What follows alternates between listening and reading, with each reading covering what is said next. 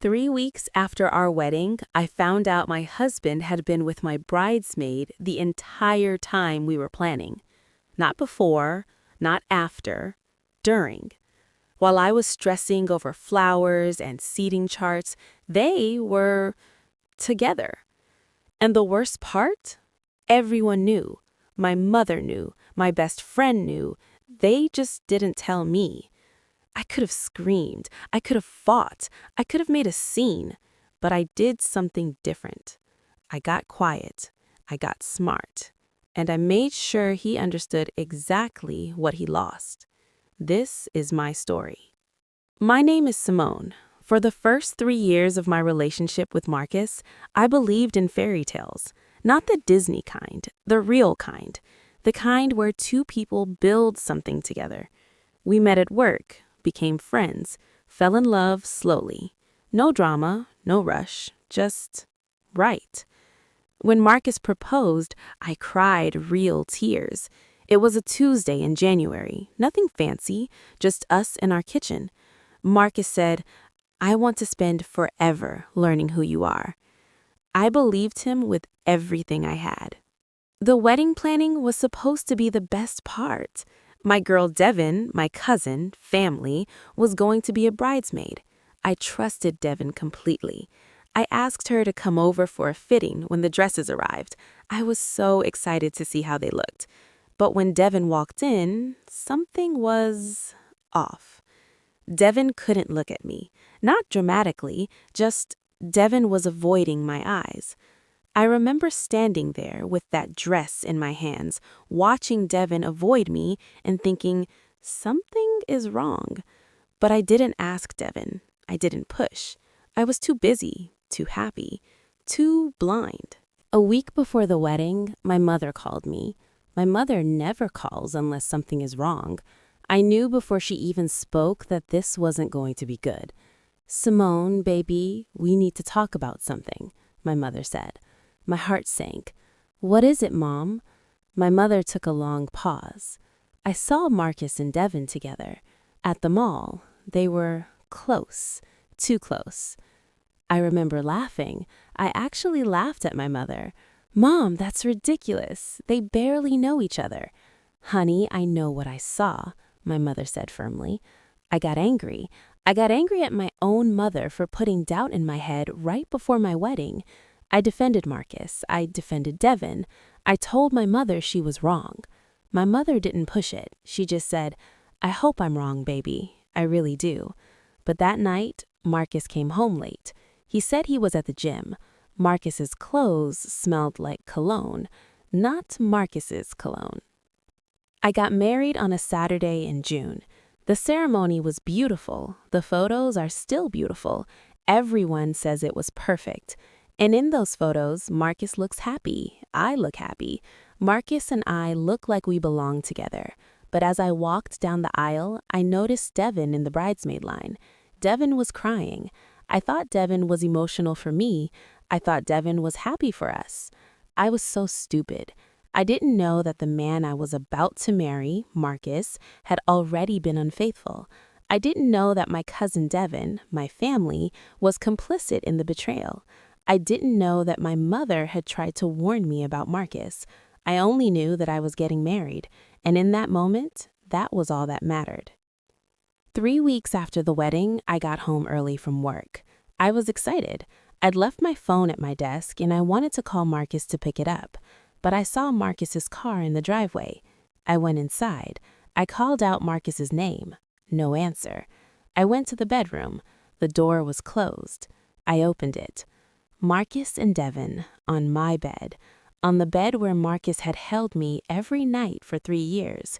I didn't scream. I didn't cry. I just stood there in that doorway, watching Marcus and Devon scramble, watching them panic, watching them try to explain something that couldn't be explained. I wasn't listening to their words. I was thinking about my mother. I was thinking about my mother trying to warn me about Marcus. I was thinking about Devon avoiding my eyes at the fitting. I was thinking about every single moment I'd missed because I was too busy planning a wedding to pay attention to my own life. "Get out," I said. My voice was so quiet they could barely hear me. Both of you, get out of my house right now." I walked out of that bedroom and I locked myself in the guest room. I didn't cry that night. I made a plan. I filed for divorce the next day. I didn't tell anyone. I didn't call my mother screaming. I didn't vent to my friends. I didn't post anything online. I just walked into a lawyer's office and I made decisions about my future while Marcus was at work, probably panicking because I wouldn't answer his calls. I changed the locks on the house. The house was in my name. Marcus had never bothered to add his name to anything. Marcus had never had money to. Marcus had always depended on me. That's what made it worse. When Marcus came home, he couldn't get in. Marcus stood outside, ringing the bell over and over. I watched from an upstairs window. Marcus called my phone repeatedly. I watched it ring. I didn't answer. I didn't do anything crazy. I didn't post anything on social media screaming about what Marcus had done. I didn't go to Marcus's job. I didn't make a scene. I just told the truth. I called Marcus's mother. I told her calmly and clearly what her son Marcus had done. I told her about the affair. I told her about the betrayal. I didn't yell. I was respectful. And somehow that hurt Marcus more than anger would have. I emailed Marcus's HR department. Not a dramatic email, just the facts. Marcus and I had met at work. Devon worked there too. What Marcus and Devon had done violated every company policy, every standard of professional conduct. I didn't do it to destroy Marcus. I did it because silence is complicity. I did it because Marcus needed to understand that his actions had real, professional, lasting consequences. Marcus lost his job within a week. And as Marcus spiraled, I stayed calm. I stayed focused. I stayed in control. Marcus came by the house one more time. I let Marcus in. I sat across from Marcus in my living room, and I looked Marcus directly in the eye. "Do you understand what Marcus took from me?" I asked. Marcus tried to apologize. Marcus tried to cry. I didn't care. Marcus took my trust. Marcus took 3 years of my life. Marcus took my family. Marcus made me look stupid in front of people I love. And the worst part, I was good to Marcus. I was so good to Marcus. And Marcus couldn't even respect that. Marcus had nothing to say. There was nothing Marcus could say. "I hope it was worth it," I said quietly, "because Marcus is going to spend the rest of his life knowing what Marcus threw away. Not because I'm telling him, because Marcus is going to feel it every single day. Every job Marcus loses, every person who finds out, every time someone asks about Marcus's ex-wife, Marcus is going to remember this moment." I stood up and opened the door.